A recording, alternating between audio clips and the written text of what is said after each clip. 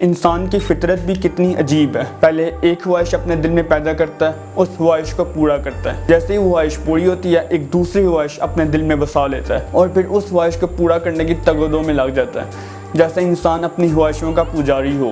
लेकिन अगर देखा जाए तो एक लिहाज से ये बहुत बेहतर भी है, क्योंकि कहते हैं ना कि हरकत में बरकत है।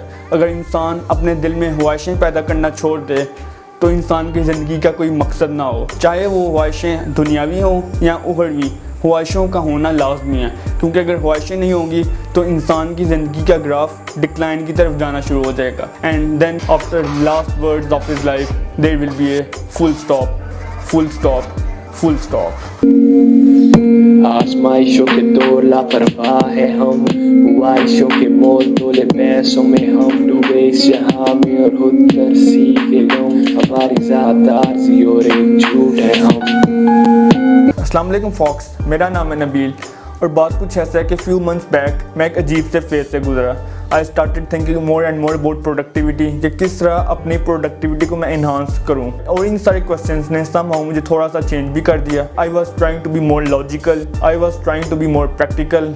आई deleted my Facebook, I deleted my Instagram, I broke all my Snapchat streak, क्योंकि मुझे लगता था कि यार मैं लोगों के प्रोफाइल्स को स्क्रॉल कर करके अपना टाइम क्यों वेस्ट कर रहा हूँ। समहाउ मुझे इस चीज़ का बेनिफिट भी हुआ, my frequency of uploads on YouTube वो भी इंक्रीज़ हुई और इस चीज़ से मुझे काफ़ी सेटिस्फेक्शन भी मिली। बट देन व्हाट हैपेंड कि मैं एक दिन अपने क्लोज फ्रेंड्स के साथ जूम पे मीटिंग कर रहा था और दे वर लाइक कि यार नबील तुझे क्या हुआ है, तू सही तरीके से बात नहीं कर रहा, तू सही तरीके से बात का जवाब नहीं दे रहा, मीन्स कि तू बदल गया है। ये तो मुझे अंदाज़ा था कि मेरे अंदर थोड़ा सा चेंज आया। मैंने उनको अपनी सारी सिचुएशन बताई, उन्होंने मेरी बात सुनी। दे रिलैक्स मी कि जब इंसान को वक्त मिलता है ना, जिस तरह क्वारंटीन हम सबको वक्त दिया है, तो इंसान सोचता है और जब इंसान सोचता है ना तो बहुत कुछ बदल जाता है। And that's what called self realisation. इस तरह डिस्कशन में एक दो दोस्त ने काफ़ी गहरी और डीप बातें की।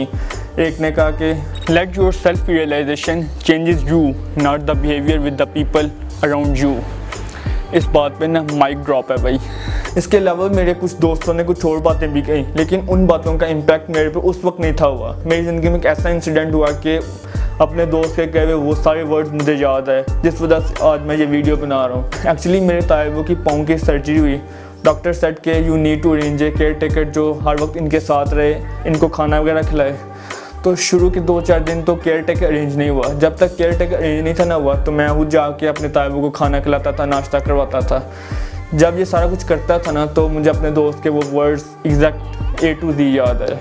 व्हाट ही सेड, इंसान को किसी भी काम करने से पहले ना अपने अंजाम को अपने ज़हन में रखना चाहिए। इंसान की ज़िंदगी में एक ऐसा वक्त भी आएगा कि इंसान चाहेगा कि मैं पुशअप्स लगाऊं, लेकिन उससे पुशअप नहीं लगाए जाएंगे। इंसान चाहेगा कि मैं भागूं, लेकिन उससे नहीं भागा जाएगा। भागना तो दूर की बात, चलना भी उसके लिए मुश्किल होगा। इसलिए इंसान को चाहिए कि अपने अंजाम को अपने जहन में रखे। अगर इंसान अपने अंजाम को अपने जहन में रखेगा तो इंसान अपने आज को जीना सीख लेगा। अपने आज के हालात पर रोने की बजाय अपने आज के हालात पर अल्लाह की ज़ात का शुक्र अदा करेगा। And at that time we learn to live our now. And I have made this video just to convey a message of this single line: live your now. See you next week.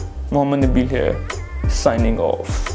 Flow like water, song going mainstream. Live your now का ये हरगिज़ मतलब नहीं है कि आप अपने बेहतर कल के लिए कोई कोशिश ना करें। You have to work for your better tomorrow, ताकि आपका आने वाला नाउ गुजरे हुए नाउ से बेहतर हो।